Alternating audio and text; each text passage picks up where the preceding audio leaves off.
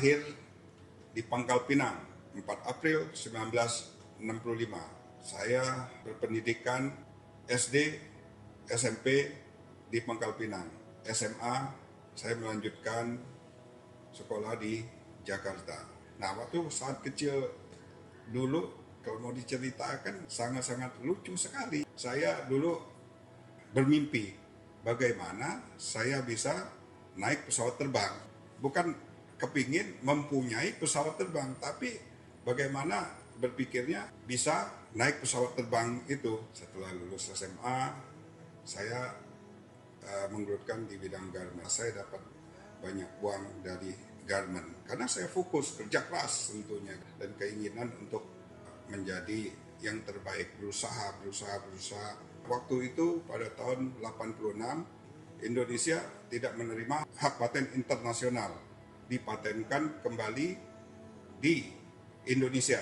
Justru itu kita menciptakan nama satu merek Leoni Umo, kita patenkan di Indonesia dan kita marketkan di Indonesia. Saya bekerja saat itu hanya satu tukang potong, satu marketing, dan saya dan satu pembukuan. 4 orang akhirnya berkembang.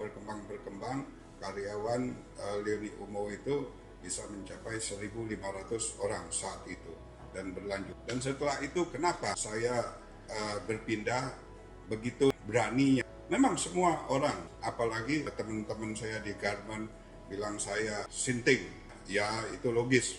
Tapi mereka tidak mengerti karena mereka hanya menjual. Saya membeli dan saya memproduksi. Waktu itu saya baru jahit bajunya aja udah 15.000. Nah saat itu saya datang masukkan barang dari China 13.500 satu lembar t-shirt.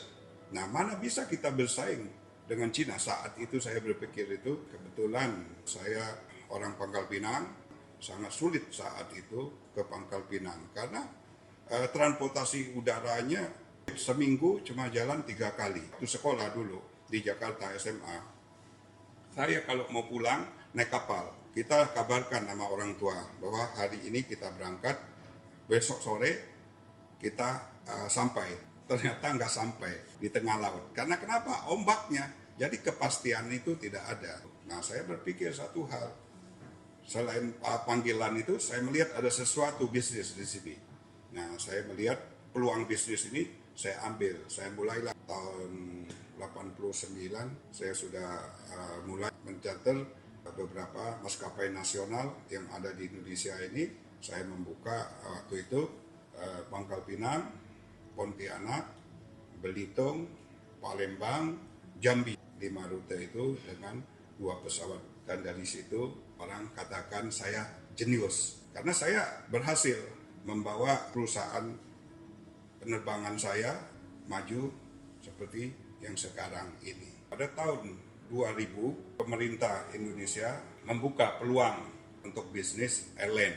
Saya ingin mewujudkan impian masa kecil saya yang saya katakan tadi. Pada tahun 2003, saya ambil momen yang paling tepat buat saya, impian saya, semangat saya, perjuangan saya ambil keputusan November tanggal 10. Itu adalah Hari Pahlawan Indonesia. Saya ingin seluruh karyawan-karyawati PT Sriwijaya Air Group ini mempunyai semangat perjuangan, semangat pahlawan-pahlawan kita yang telah gugur itu.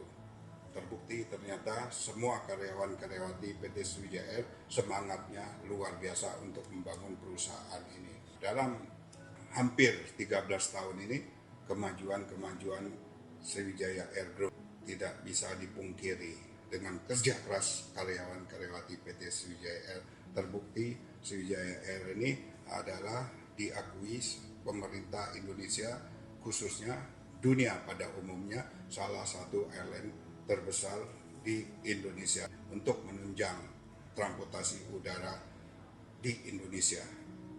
Untuk anak-anak muda yang ada, mari kita berkreasi lebih baik lagi bagaimana kita mengangkat bangsa dan negara kita ini. Jangan tinggalkan air mata, tapi tinggalkan mata air untuk bangsa dan negara kita ini. Peduli.